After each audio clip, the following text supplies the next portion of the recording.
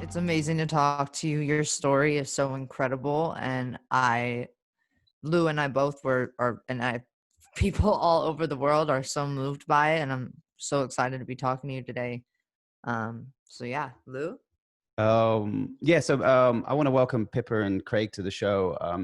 Obviously the creators of My Octopus Teacher.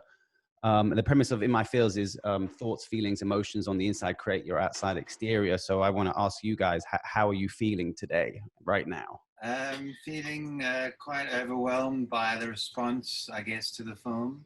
Very grateful and very excited that people are, can get so close to nature through a film. It's quite extraordinary that many of the things we worked so hard on getting through, people pick up these subtle details. So it's very exciting to feel that. But it is, we didn't expect this kind of reaction. So it's quite a thing to be on the tip of Africa and suddenly have the whole world kind of looking at you. Yeah, it's quite a shock. It's really exciting and affirming. Wonderful, but it's a strange life experience to have. Would you say that because almost my favorite part of the documentary, or the most, I actually quoted you and I wrote it down in my notes on my phone. My favorite part of the documentary is that you say you realize that everyone is important and how vulnerable the lives are of these animals and how vulnerable all of our lives are. And I felt like that spoke so much to right now, especially what's going on in the world, not just, how we're harming the oceans, wildlife, and even with the climate change and all the fires, all lives are so important. And I think that was something that just really stuck out to me, that you said at the end, that how vulnerable these lives are, our lives are, and it's true. I think it's great that you picked up on that, and that comes about, I think, when you get so close to an animal, got so close to this animal that you feel for her so much. And then, of course, you get close to all these other animals that are connected in the underwater forest. And even the tiny little snails, you feel them, you feel the predators, you feel the sharks, and they're so vulnerable in their little eggs. And then you get this sense, this absolute sense for our vulnerability as life forms on the planet. You're dead right. For people who haven't watched the documentary yet, what would you say drew you to go and continue to visit her, continue to go and see her every single day? What did it start out as experimental to you, where it ended up becoming more emotional? Because I out of a lot of people, know what it's like to have such a strong bond with an animal. I read horses, and horses are like my everything, and so I know how it feels to connect to, an animal on a different level. So what would you say, drew you towards that, and going towards her every single day? Because for people who haven't seen this, you spent a whole year visiting this octopus. What drew you to do that from the beginning? So if you could imagine, if you could only visit one horse, okay, and you had established this bond, and only that horse would let you close to her, and only that horse would let you a little bit into the secret lives of horses, and you didn't know if that relationship would last one day extra or 1 week, and you were learning an enormous amount about the secret world of this incredible creature. can you imagine the motivation to go each day to just learn more and more and more and be drawn deeper into that extraordinary world of this animal? Would you add to that? I think that was really good. Yeah, absolutely. Did you come across a lot of other? Okay, my friend and I were talking about this. What's the plural word for octopus? Is it what is the plural? It's octopuses. Okay, there it is. I was right. And she was like, I think it's octopi. I was like, Alexa, it is not octopi. Can be octopods. What? It can be octopods, but more common is octopuses. Okay, so did you come Octopi across? is not correct. Yeah, that's what I said. I said that does not sound right. Did you come across others while you were filming this or while you were doing it? And was she really was like the only creature you came across that you found this bond with? Were there other octopuses around? Was she kind of a rare, like was it rare to see an octopus at this, how did you find that one specific bond in such a great wide span of a huge ocean? I can tell you, I've been diving every day for 4 years now, and we see octopuses all the time. Sometimes you'll see 20 octopus on one dive, and not one of them has been engaging and open to us. Not one of us has been open to the kind of experience that Craig had. So. Yeah, it's most of the octopuses that you come across, are pretty scared of you. They want to get away. Some are inquisitive. You see, this great African sea forest is different to other parts of the world. So other parts of the world, octopus is actually sometimes more engaging. But because we've got so many predators here, it's very dense predators, these animals have to be very, very careful. So they see humans as a potential predator. So they will try and, if they're doing some behavior and you just arrive there diving, they will almost certainly stop that and move away. Or if they're in their den, they will go deeper into the den. So when you get an animal to trust you, which is very unusual, then the whole situation changes. Lou, I don't know. Am I talking? Do you want to go No, first? absolutely. I don't know if you've read that book, Craig, Man's Search for Meaning. Because it felt to me, because before you went diving, you said you needed a radical change in your life, and then this free diving that brings you back to home, and diving every day, and spiritually that felt to me like you were searching for meaning, and then coming across the octopus is you're letting go of everything, or the whole conditioning, everything else. Because when you're diving, I mean, I do meditation, so meditation is focusing on one specific thing, whether that's no mind or the breathing or any of that type of stuff. And when you're free diving, it seemed like the only thing you could focus on was actually in that moment, then and now. And then you coming across this incredible, this animal which super intelligent. And I just want to dive back into the radical change and, what made you get back into the water and every day and all that type of stuff. You're absolutely right. In this water, especially without a wetsuit and with the cold, you can only but be present. And I think that's, I guess, the hard thing about, I'm sure you will know a lot more than I do, but about meditation is that it's hard to continually be present in the present moment. But it's quite easy in that cold water and with that incredible life around you to be extremely present. So by doing that on a regular basis, and the cold also changes your brain chemistry. So, all those feel-good hormones rise in the brain. So you start feeling better and better if you do it every day over a long period of time.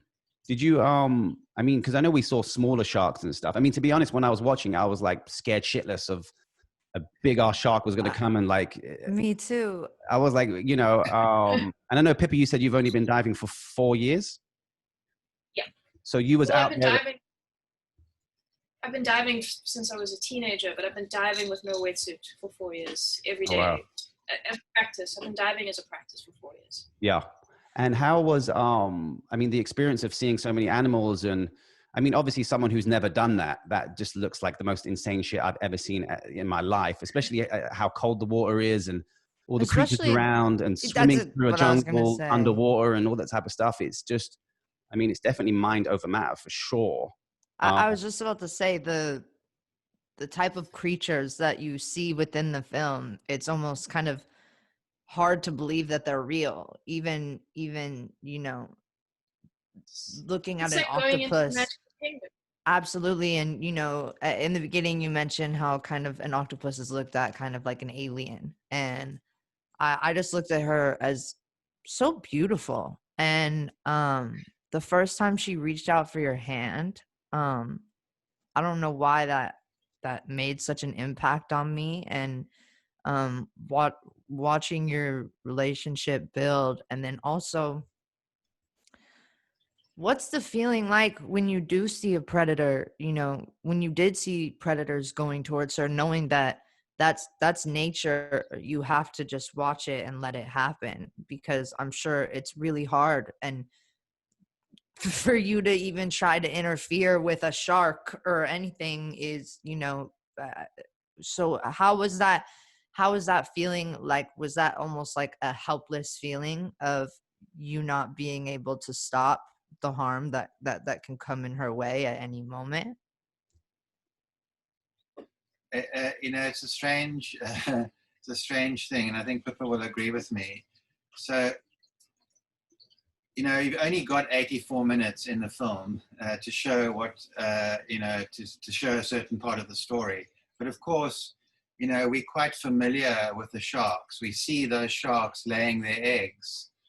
We see how they struggle in their lives. We build up this, this love for the predator as well. Do you agree, Pippa? Yeah. So you build up this tremendous bond with the octopus, but of course you build up the connection to the whole sea forest and to all these animals that are part of it, including the predators. You fall in love with them as well. So you as a human, there's no way you can start to interfere with this millions of years old system that is far more intelligent than you can ever think of being. You see what I'm saying? So it's not as simple as, oh my gosh, yeah, I must now interfere or save her. It's a much bigger picture. Mm-hmm. But there is some conflict. I mean, it's always. Has anyone spent a whole year with an animal before? I mean, in any nature documentary or film, or are you guys tempted to? A lot longer than that with animals, certainly on land. I mean, Lions. people spend years and years and years, especially with animals that live much longer. They've had, enormous, long time periods with animals. As in the wild, as in filming them and integrating with them every day, and the intensity. Yeah, people will fight for the same family of hyenas or wild dogs for 3 or 4 years. Yeah. Got it. Okay. The water is much harder, obviously. Yeah. I think it's never shown because you always see the after ones of the nature documentaries and you see how hard the actual filmmakers work in getting the shots, but it's never the actual process of it. Whereas you guys define the actual process of it on a daily basis of what the animal is actually going through and what you guys are going through personally too, before and after diving. I think it's super educational, and I think that's why it's resonating so well with so many different people. There was there's a moment as well which really impacted me, was when the octopus lay on your chest, and it almost felt like she was feeling your heartbeat. And obviously then she went on to lay eggs, and nature takes its course. Which I thought was incredible. Sorry to cut you off, Lou. Yeah. I thought it was incredible how she times her death so her babies can be born, and it was such an incredible. I don't know, that part. I really started to cry when she was on your stomach, and you're right, Lou. It looks like she's almost she's feeling your heartbeat, and that you really see that connection, and she's reaching up on your face. And I have a question. When you, because you don't go diving anymore, right? I know we dive absolutely do. every day. Right. Yeah, we dive Okay. Both. Okay. So I read something. You stopped at the end. What it was like, but what do you ever go back to her den and reminisce and you know, is there a certain energy that kind of has lingered there? What's interesting is that, I mean, we often go back.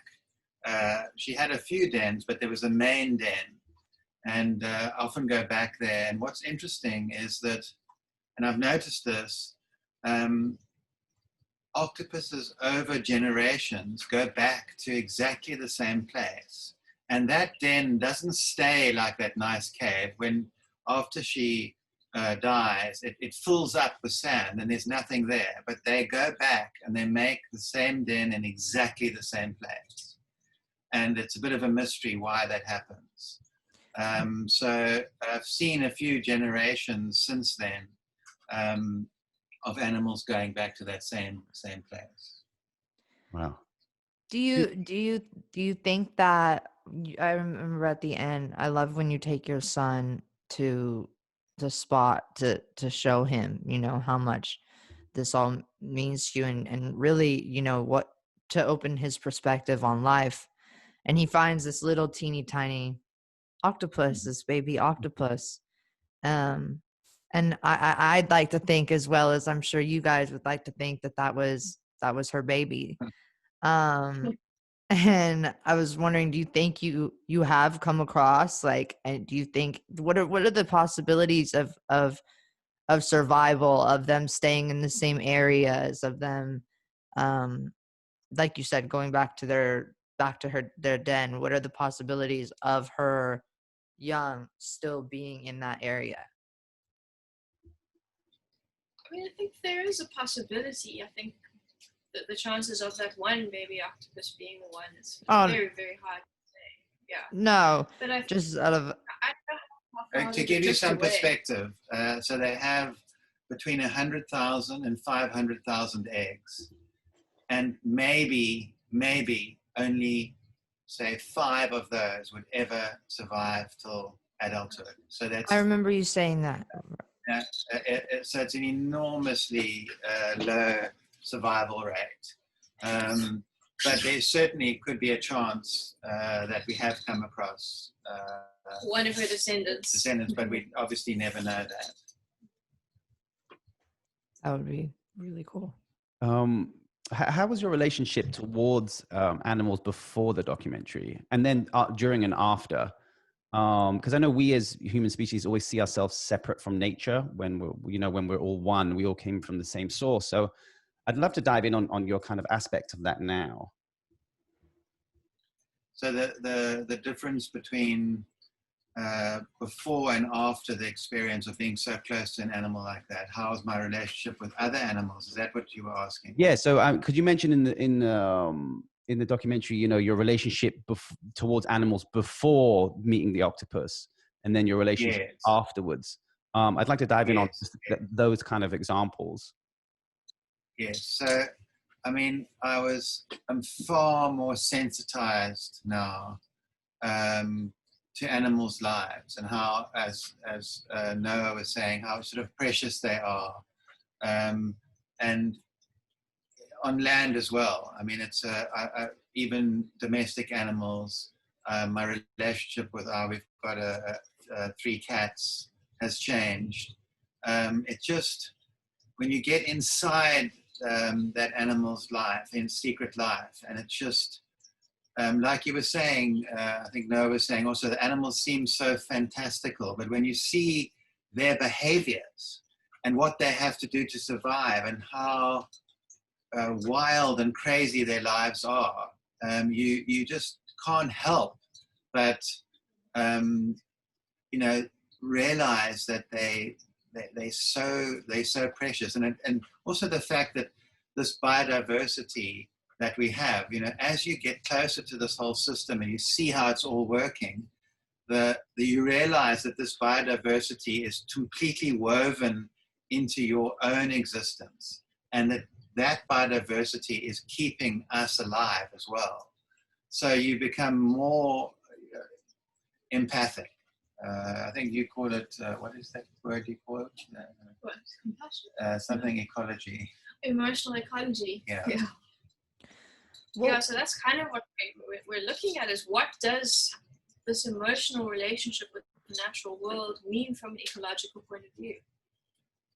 what would you say the feeling is like before, deciding to do your first free dive? Is that a scary feeling? Is that, what was that like doing your first free dive? I'm not quite sure what you mean. You mean the very first time we went in? Yeah, well, what's that feeling like? I mean, I Well, you've think, never done it before. yeah, because we've never done it before, so I wouldn't know even how to start, or where to start. Okay. Yeah. For us, it's almost a hard question to answer, and maybe we can both sort of answer it. So I've been diving since I was 3 years old, so I can't even hardly remember the first time. So it's Wow. like it's Brushing your teeth. It's just that that's my underwater home, and that's where I go every day. But we take in a lot of people that have never dived before, and of course, it's normally is quite frightening. The kelp forest itself and all that movement and what is there is frightening. It looked frightening at nighttime. Even we are frightened at nighttime. That's still very frightening for us. I could not And I mean, believe that you were down there at nighttime. I was like, oh my god. And so if it's a calm day, we feel incredibly relaxed, more relaxed actually than on land. But like today, I went in with my son, and there's a massive Atlantic storm. There's a huge waves, and we went body surfing in these monster waves where the kelp forest was being broken up and thrown over us. And that's quite scary. The wild water, when you get the big storms coming in, and the commitment is still every day. So that can be a bit frightening at times. And especially when you start going with no wetsuit, the first probably year and a half, I'd have a lot of anxiety, a lot of resistance to the cold before I went in. You kind of dread it. How cold was that water? The year I started, it was 12 to 14 degrees. Whoosh. So that you wanted in Fahrenheit, so that's probably about 50 degrees, between 50 and 55. You said it was about, what was it when you were in the documentary? You said it was even colder, right? Yeah, and it does get colder, and it also depends which side of the coast you're diving on. What would you say diving does for your mental health, or what does a day without going feel like? Do you feel a little off? Do you feel less able to like go about your day, and do you feel more clear-headed? Because I know with me, like, I'm a different person if I get out and I ride my horse in the morning. So does that kind of like prepare you for your day? How does that like control your energy or kind of make you feel to is that what you do it for, every day? Just is that what clears your mind, keeps your mental health in a good state? Yeah, it's a practice, so that's exactly what it is. And certainly sometimes we dive in the morning and sometimes we dive in the afternoon. I definitely have a better day once I've been in the water. And if I have a few days without going in, which if I'm sick or if the sea's too rough, or I don't feel good. My mind starts to get very, very foggy the longer I'm away from the ocean. Absolutely. So I mean, there are actually proven chemical changes that happen in the brain when you go into the cold water. They're quite radical changes, and those changes do make you feel that your anxiety levels drop down. You feel more peaceful, etc.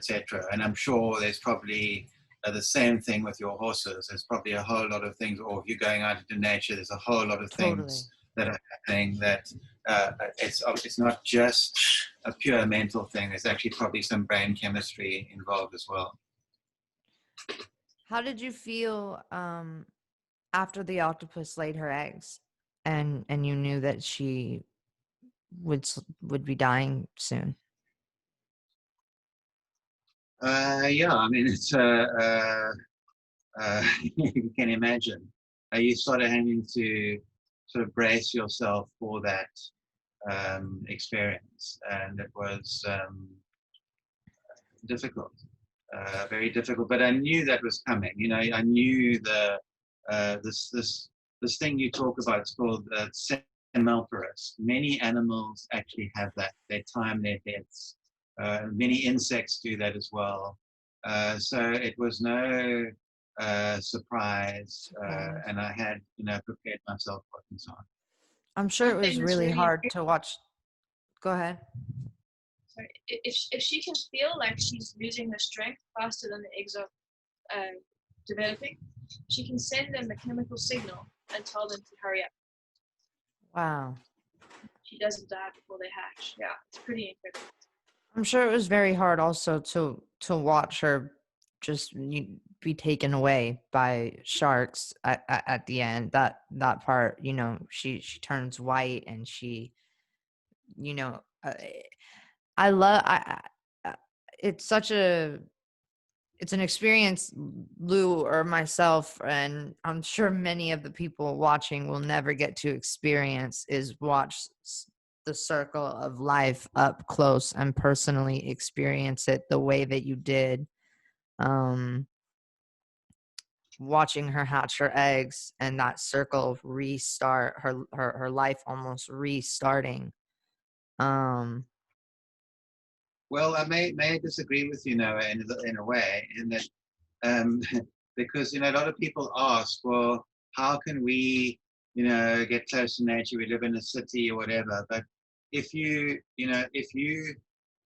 for instance, had to start really observing the birds in your area, or you don't have to be underwater. If you had to just focus on a certain insect that lives near you, and sure, I mean, you may not want to or have the time to dedicate, but you don't actually even need that much time. If you had to just do that on a daily basis for a while and become fascinated and a bit curious, you could easily tap into that cycle of life and see that insect laying eggs and the youngsters coming out and the whole, you know, process of transformation. So you could actually do that even if you were in a big city. It is actually possible. Might just be a little bit harder. I might just wait till I'm in South Africa so you guys can take me. There was a bunch of scenes, especially that, I mean, I've never seen an octopus in that light or educationally the way you guys portrayed it. So I want to commend you guys. It was mind blowing. And it also put a difference, you know, I've eaten octopus before, you know, and since watching that, I feel I won't do that anymore. It's a highly intelligent species. I've seen them in aquariums, in these small tanks. And I'm just like mind blown at how intelligent they are and how adaptable they are in such a short period of their lives. I'd love for you guys to touch a little bit on that and on, you know, it feels like they just adapt to their whole scenario. So with Craig, you guys going in the water, the octopus adapted to living around when you guys were there and filming every day and, you know, dodging sharks and this and trying to look for food and having, it's like they live in the now, the animal, and it's learning on the spot, especially with a point when, you know, the octopus had built some armor to protect herself from the shark, and the shark gets on the shark's back. Through. And I feel like I've seen that somewhere before in another nature show. I have, right? So we did a piece for Blue Planet 2. That's right. That had that armoring behavior. That's maybe where you've seen that. And we had a wonderful experience, but it was just a very short sequence that, yeah, we had a great experience working with that team. And Yeah. We still are continuing to do work with them. But octopuses they're learning and they're strategizing all the time, and they have a whole lot of evolutionary memory built into them as a species. So they've been living in this kelp forest for millions and millions of years. So during that time, they've learned these ways of protecting themselves from predators. And one of them is the kelp ball. One of them is the shell armoring. Climbing on the back of an animal is actually something that you see all over the world. I've seen photographs of dolphins on the back, octopuses on the backs of dolphins, or covering a dolphin's blowhole. So that's something that's just being passed on generationally somehow. But then within the individual animal as well, they make mistakes, they learn from those mistakes, and they adapt their behavior. They definitely have a memory, they definitely have a sense of the space around them. They can drill a hole in a shell and get it wrong and try again and try again. And the next time they have that same shell, they know exactly where to drill. So that they can almost learn geometry. That's amazing. Wait, you said that you've seen octopuses on the back of dolphins covering the blowhole? In photographs, not in real photographs. What would that be for? In Australia. So that's exactly the same thing. They are so clever, Lou, that they know that the safest place away from the teeth and of the predator is on its back. Ah. And that animal cannot then get to it. So it will actually, I think there's a case of a dolphin actually being killed by an octopus because it got over the blowhole and the dolphin couldn't breathe. I'm under correction, but I think that actually happened. Wow, that's incredible. I mean, yeah, I mean, I didn't know that octopuses, is it all octopuses species that live for a year? Is that kind of 3 to 5? So 3 to 5 is the big giant Pacific octopus, live longer. So the really big octopus species that you guys in the north live longer, and it depends. I mean, there are many species, but a lot of them live only a year or two. So Vulgaris, which is our species, lives maximum about a year and a half. I mean, let's talk about me or you. No, you go now. What was your relationship that you had with your son during the documentary?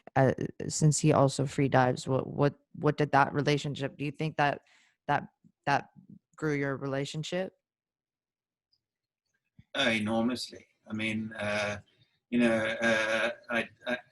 we went down today together, and it was a howling, crazy, wild, stormy Atlantic, raining, freezing water, and he was just so joyous. I mean, so joyous together, and going into that wild water together. You can imagine what that does. These experiences in nature bond you in a way that's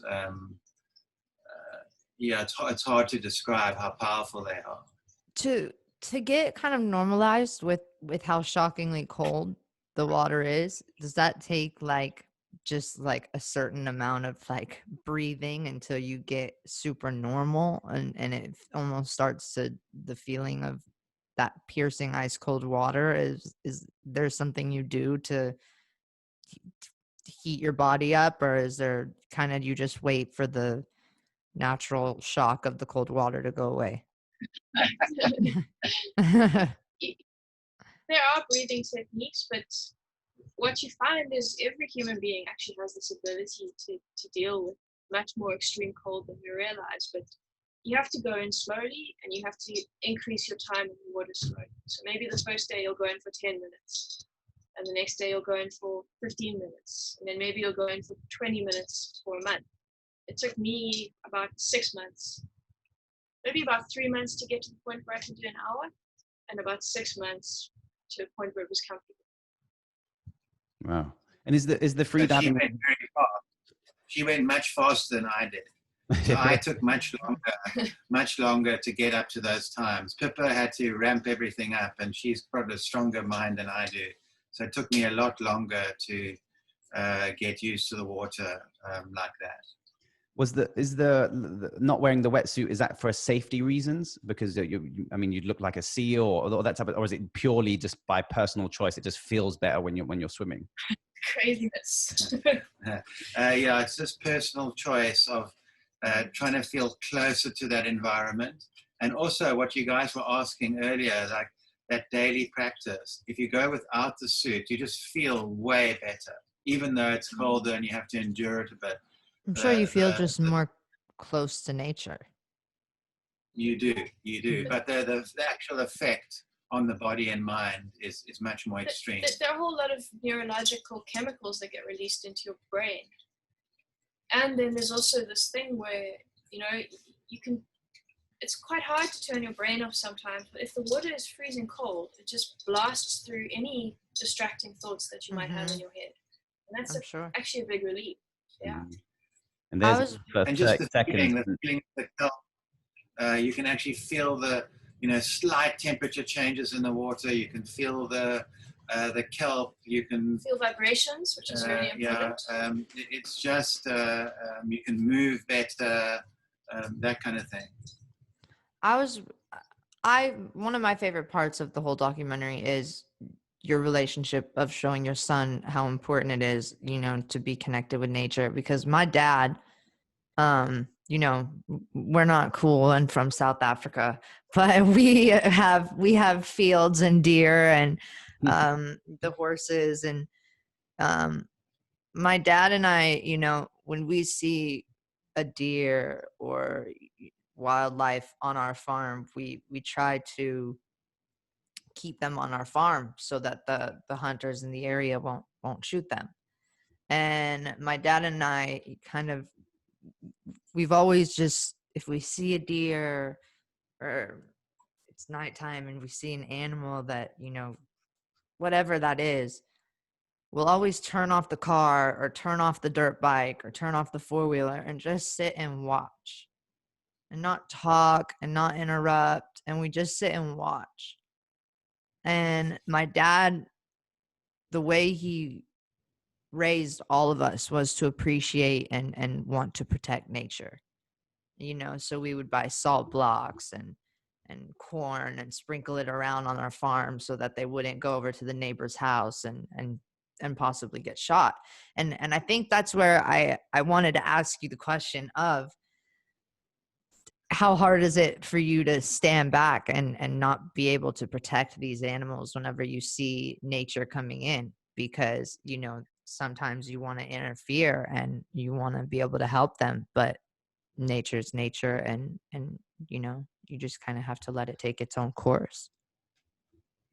I think, so I'm going to try to answer this one. I think when it's happening within nature, it's not so disturbing because it's just part of that world. But what does get upsetting is when you see spear fishermen going in and coming out with like a beautiful red Roman fish, and you know that animal, if it's this size, it must be 20 years old already, and it's probably the only male in its area.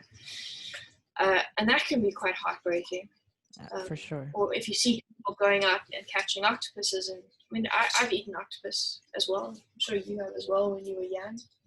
But now that we've had all of these magical experiences and we've become so emotionally attached, it's really disturbing. It's obsessing. But also, I mean, I think what you know, and Lou, you realize also, and this has been sort of part of my teaching, is it's very easy to feel, oh, well, you know, we nature lovers and we're doing all these good things. But when you start analyzing your own life and you start seeing you know, all the equipment we have and the cameras, etc., and our lifestyle, the finger points back at the self, because we all at the moment, almost every single person on the planet is involved in some way in the demise of the natural world. So you've got to be very, very careful to point fingers at other people, because we all need to seriously look at our lifestyles and think, okay, how can we come together, and how are we going to start to have a different plan for the natural world? How are we gonna increase biodiversity? How are we going to regenerate natural systems? Because the current way that we're all functioning is not sustainable. Mm-hmm. Right. I have a solution. It's take away men and let women lead. I like that. I was gonna say I like that idea. Sounds like a good idea. You mentioned describing needing a radical change in your life, and spiritually in the beginning, going back to your roots and starting to dive again. Do you think you were searching for meaning or something more to life whenever you first started up again? And how do you feel like you changed from when you first started to dive again to now? So I mean, yeah, I'd been working way too Did you find that hard. change? Oh yeah, a huge change. So I mean, I was pretty burnt out when I started, and then I slowly just started swimming every day, just for swimming, not even diving too much, for about a year, and then slowly started feeling all these changes that you've mentioning and talking about, and then of course getting closer to these animals, and then meeting this incredible octopus, and then slowly. This whole process, I felt an enormous transformation, an enormous curiosity and energy building up inside that was very, very exciting.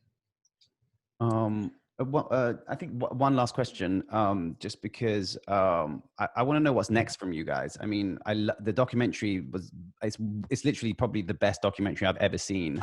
Genuinely. Yeah, in terms Genuinely. of, because in documentaries I see, it's always a separation of humans and nature, and you're just describing what the nature is and not really the feeling of the person who's shooting or spending time with the animals. What's next? What is there anything coming? Is there anything we can expect? Is there My Octopus Teacher Part 2 or 3? Or The irony about making a film about your friend's connection to nature is it pulls you out of nature a little bit. So I think for me anyway, and Craig will answer for himself, it's just taking a bit of time out now to kind of settle back into that practice, going into the natural world every day and having the experiences that gave us the energy and the love and whatever it is that's running through that film and touching people's hearts, and really giving ourselves some space to reconnect with that thing. That's really important now. So I think that it's a wonderful question. We will be looking to nature as our teacher. I mean, as in a bigger sense, to see really what she will want to bring out. We've got ideas and lots of interesting footage, but we will actually be really looking to her, I think, for what may be next. I hope that sort of answers it. But another thing that's really important for us is this place that we dive in every day, the Great African Sea Forest. Something that we were hoping to do with the film was to get people to fall in love with an environment that they hadn't seen before and probably don't know very much about. Because the more people that care about it on a global level and in South Africa, the more people will be dedicated to protecting it and motivated to protecting it. And that's, when you love something, you just want to make sure that it's going to be around for your children and your children's children. Amazing. So, yeah, that's a big part of our work. I just one more question. I have a 11-month-old daughter, and I know, Craig, you said my goddaughter. Yeah. Sorry, have to mention that every time. And Every Craig, time. My you goddaughter. mentioned free diving at 3 years old. How can I implement that? Please teach me your ways. Freya's going in the pool. She's already in the pool. Well, we're going to the beach.